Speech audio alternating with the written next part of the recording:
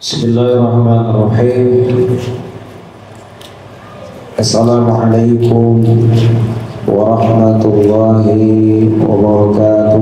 Waalaikumsalam warahmatullahi wabarakatuh. Assalamualaikum warahmatullahi wabarakatuh. Waalaikumsalam warahmatullahi wabarakatuh. Innal hamdalillah nahmaduhu wa nasta'inuhu wa nastaghfiruh wa natubu ilaihi wa na'udzu billahi min syururi anfusina wa min sayyiati a'malina may yahdihillahu fala mudilla lahu wa man yudlilhu fala hadiya lahu.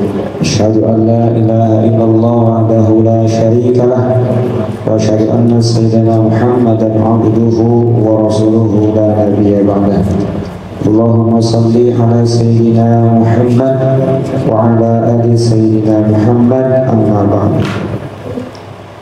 Sama-sama kita hormati Master of Ceremony, pembawa acara Apostle Awqat yang telah mempersilahkan untuk bisa mengisi kegiatan pada kesempatan malam hari ini pengajian kita. Sama-sama kita hormati para santriwan santriwati yang insya Allah dimuliakan Allah Subhanahu wa Ta'ala. Syukur lillah, puji termegah milik Allah Subhanahu wa Ta'ala. Salawat serta salam semoga tetap terlimpah kepada Nabi kita Nabi Muhammad Sallallahu Alaihi Wasallam, kepada keluarga, para sahabatnya, dan mudah-mudahan kita semua diakui sebagai umatnya mendapatkan syafaatul uzma di yaumil qiyamah. Amin Allah ya rabbal alamin. Alhamdulillah atas izin Allah, kepada Allah ketetapan Allah, kesempatan ini masih kita bisa melanjutkan pengajian kita. Insya Allah mudah-mudahan pengajian kita senantiasa mendapatkan keberkahan dari Allah Subhanahu wa Ta'ala. Amin Allah ya rabbal alamin. Mengingatkan ketika kita mengawali pengajian, 4 hal yang tadi telah disampaikan, walaupun tadi yang keduanya kelewat. Apa yang pertama, niat karena Allah saja. Kita cari perhatian, hanya perhatian dari Allah saja. Kita ingin dipuji, hanya dipuji oleh Allah saja. Kita ingin mendapatkan hasil karena Allah saja. Ya, kita bisa menyampaikan sesuatu dengan maksimal, membawa acara dengan maksimal, doa dengan maksimal, ekstrakurikuler kita dengan maksimal, ngaji kita dengan maksimal, sekolah kita dengan maksimal. Karena apa? Karena Allah saja, bukan yang lain. Kalaulah guru menilai kita baik, itulah kebaikan kita yang tertulis saja di dunia. Padahal tentu kita juga menginginkan kebahagiaan ataupun nilai-nilai baik kita di akhirat. Hari ini yang kita baca, yang diketahui oleh guru hanya 1 huruf, 2 huruf, 3 huruf, 1 rantai.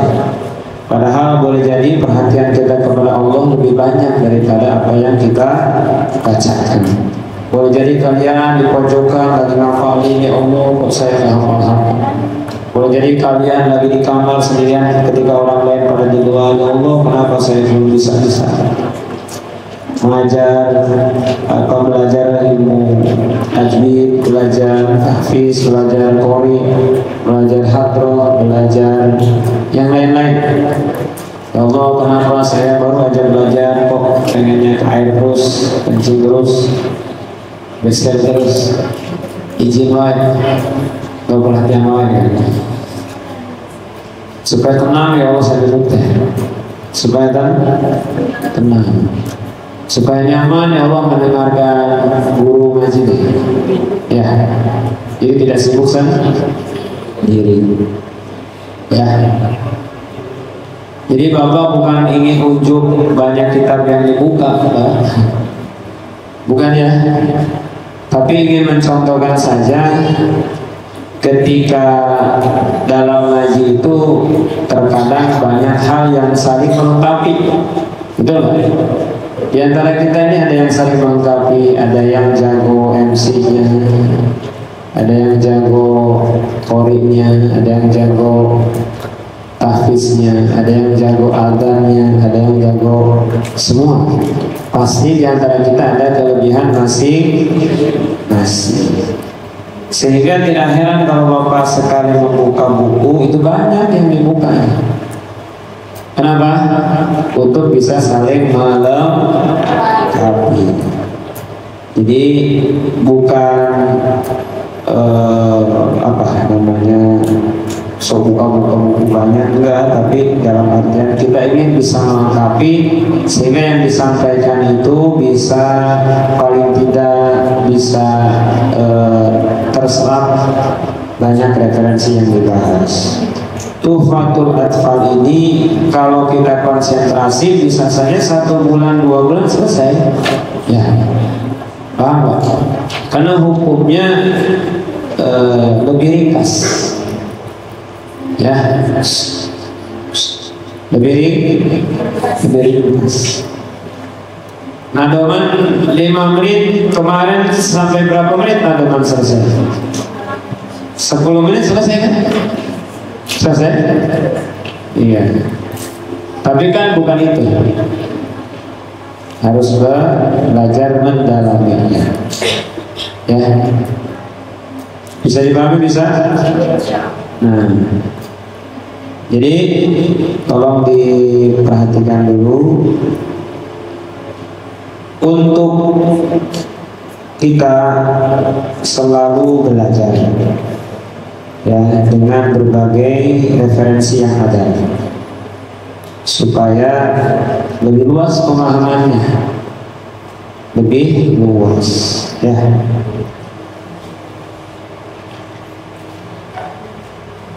Istilah-istilah dalam ilmu Quran Bapak pernah menyampaikan ya,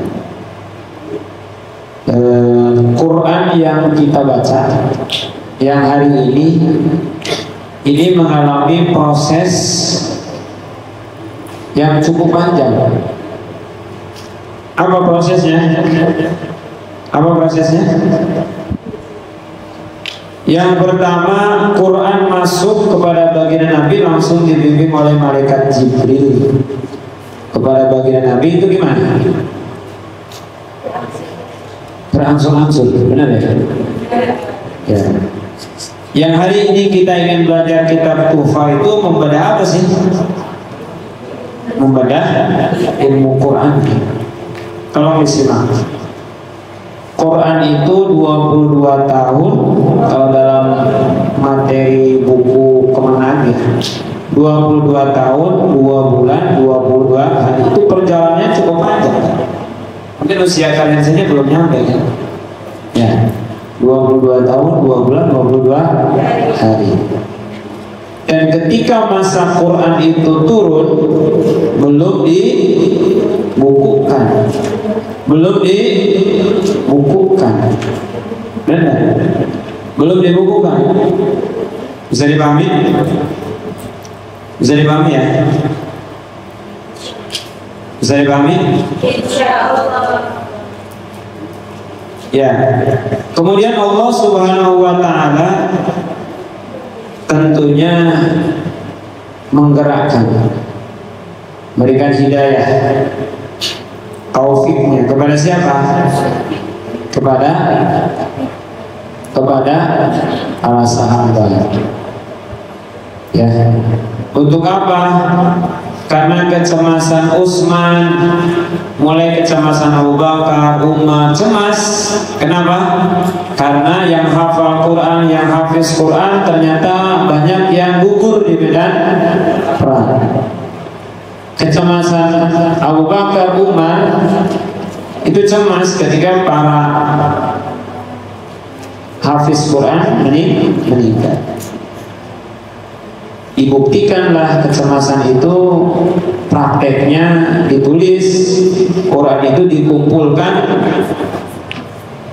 yang sampai kepada kita tulisan Sayyidina Apakah tulisan Sayyidina Utsman itu bacaan Quran itu sudah lengkap? Belum lengkap apanya? Tidak ada titiknya, tidak ada barisnya, polos saja, ya. Sehingga banyak jalan membaca, cara membacanya beda, ya.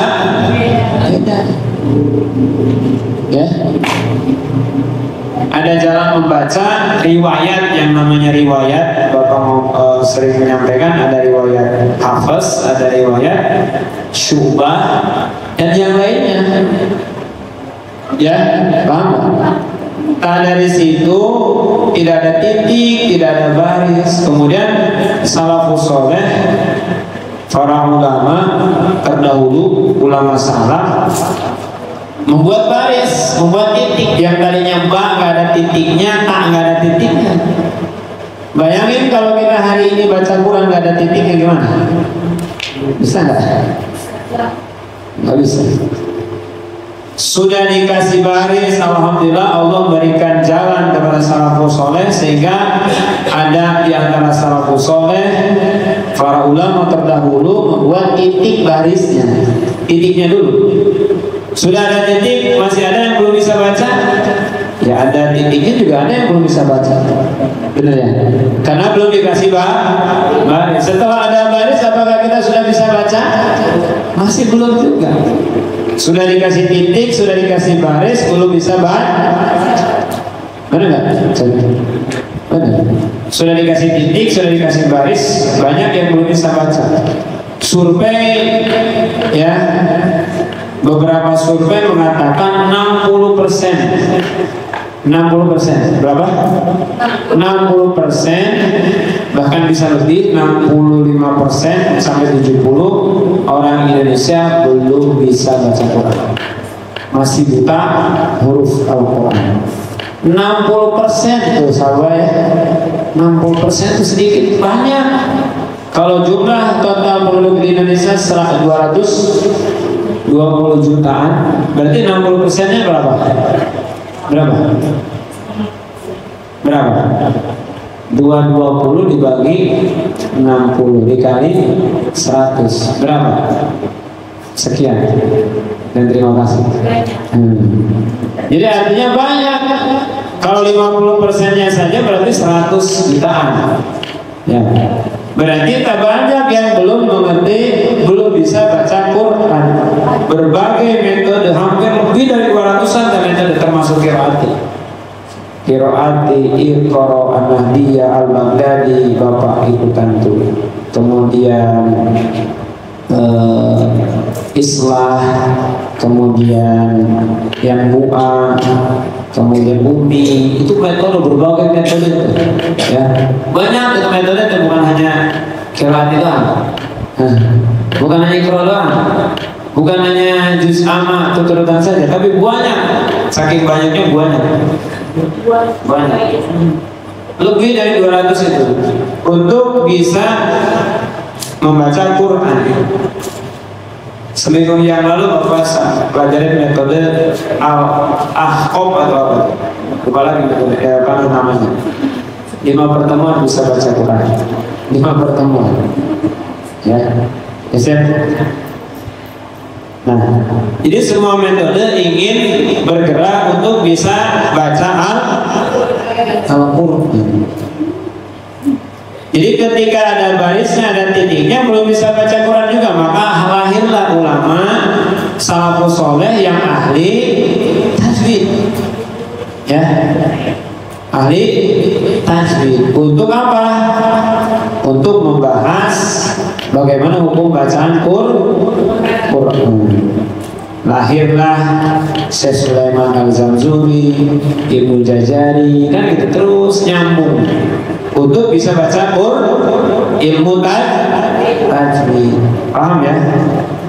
Sekarang sudah ada ilmu tajwidnya nih, Tuhfatul Atfalnya sudah ada, Hidayatus Sibyannya sudah ada, kemudian Jazariyahnya sudah ada. Masih banyak yang belum bisa baca Quran? Masih. Benar? Jadi survei mengatakan metodenya sudah ada, pengajarnya sudah ada, masih banyak yang belum baca Quran. Nah, maka terus belajar. Sampai sini bisa dipahami? Insya Allah. Ya, mudah-mudahan pengantar dari Bapak ya semangat untuk mempelajari Al-Quran. Insya Allah. Jadi belajar bagaimana nanti juga kita membedakan istilah-istilah dalam Quran. Kita hari ini istilah dalam Quran apa saja? Tasbih, murojaah, ziyadah, apa lagi? Qiraah, apa lagi? Tilawah, apa lagi? Murattal, apa lagi? Mujawaz, apa lagi? Tapi ngerti nggak itu istilahnya?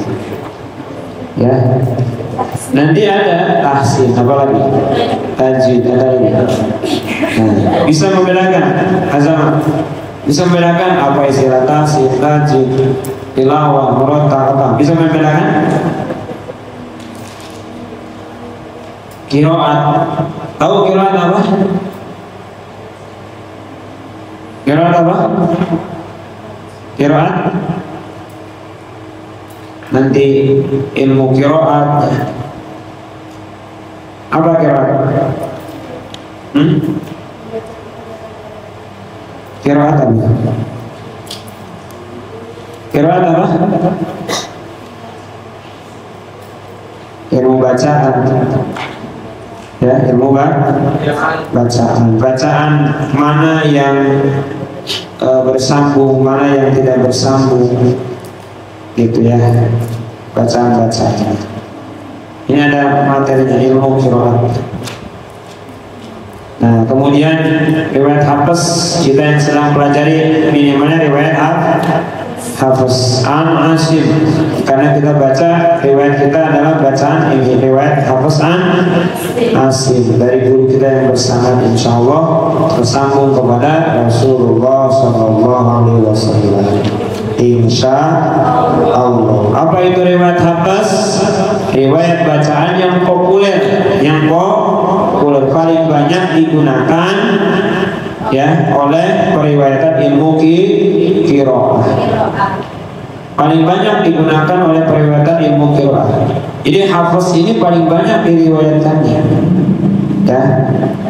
Nah, ciri-cirinya riwayat Hafiz ketika kita menggunakan naqal, imalah, ismam, sahkah, apa lagi? Naqal, imalah, ismam, sahkah, apa lagi? Apa lagi? Ya. Kemudian silah min jama, ada ismam, ada tasil, ada torik. Mungkin di qiraati apa istilahnya? Apa? Istilah-istilahnya apa? Gorib, istilah gorib apa aja? Masih ingat gorib? Ini kan sudah masuk ke gorib. Ya, sampai sini bisa dipahami. Jadi belajar hukum nun mati dan tanwin itu tuh riwayatnya Hafiz. Yang kita pelajari kemarin nun mati dan tanwin, kemudian hukum iqlab itu riwayat siapa? Hafiz. Riwayat Hafiz membaca iqlab itu kemarin kan kita contohin iqlab ya. Hukum bacaan nun mati dan tanwin yang keberapa iqlabnya? Yang ketiga. Nah, contohnya itu dalam Quran surat Al-Baqarah ayat 18. Apa? Summum bukmun fahum. Bacanya begitu tuh riwayat Imam Hafiz. Sampai sini paham? Sampai sini paham? Iya.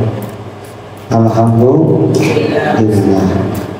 Itu contohnya riwayat Imam Hafiz an Asim.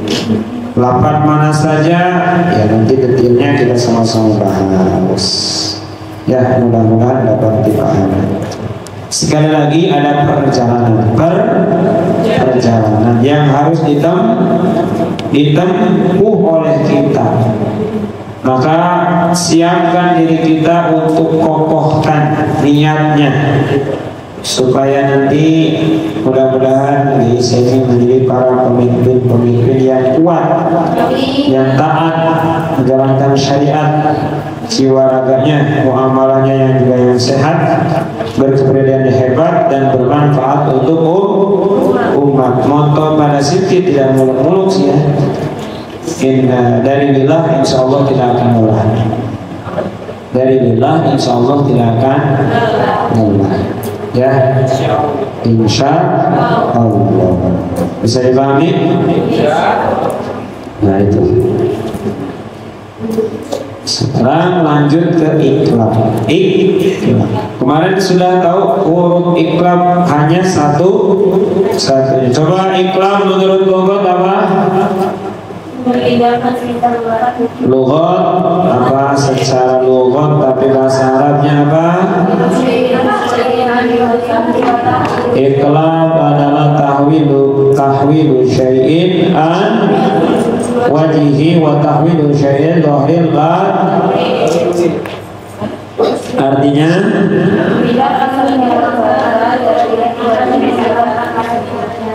ya, iklam menurut istilah ja'alu harfin makana harfin akhara ma'al ikhfa'i lil mura'atil gunnati. Itu bukan lugati tapi gunnati.